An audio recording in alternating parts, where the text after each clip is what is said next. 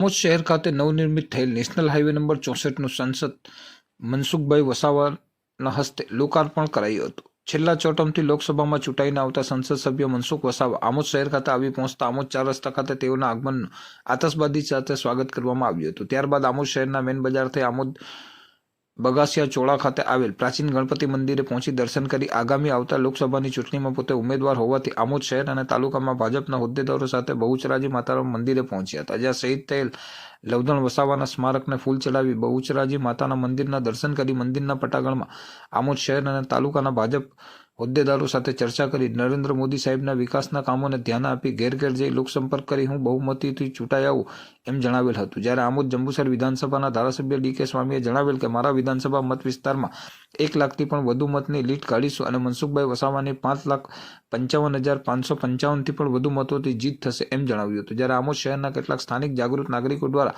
આમોદ શહેરમાં થતા તળાવ બ્યુટિફિકેશનની કામગીરી એસ્ટિમેટની વિરુદ્ધ ચાલતી હોવાની રજૂઆત કરતા મનસુખભાઈ વસાવાએ તાત્કાલિક ચીફ ઓફિસરને ટેલિફોન દ્વારા જાણ કરેલ કે તળાવની કામગીરી એસ્ટિમેટ પ્રમાણે થવી જોઈએ એમ જણાવ્યું હતું। આજે આમોદ મુકામે જંબુસર વિધાનસભા કાર્યકર્તાઓનું સંમેલન છે। એ પહેલાં બહુ મહત્ત્વનો રસ્તો આમોદ ચોકડી પાસે નેશનલ હાઈવે 64 જે 7 કરોડના ખર્ચે મંજૂર થયો છે અને કામ પણ પૂર્ણ થયું છે। અમારા ધારાસભ્ય ડી.કે. સ્વામીજીના પ્રયાસોના કારણે આ રોડ મંજૂર થયો। ખૂબ સરસ રીતના રોડ બન્યો છે। 3 મીટર ઊંડાઈ 3 ફૂટ ઊંડાઈથી માટી કાઢી રફ માલ કાઢી અને તેના પર બહુ સરસ રીતના મજબૂત રોડ બની એના માટે ટ્રીટમેન્ટ કરી અને પછી ઉપર માટી મેટલ કરીને ડામર સપાટીનો રસ્તો બનાવ્યો છે।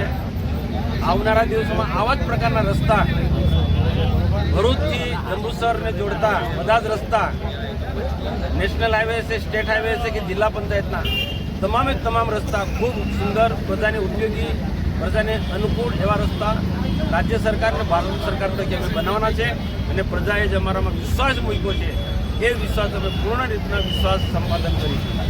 ભારત માતા કી જય।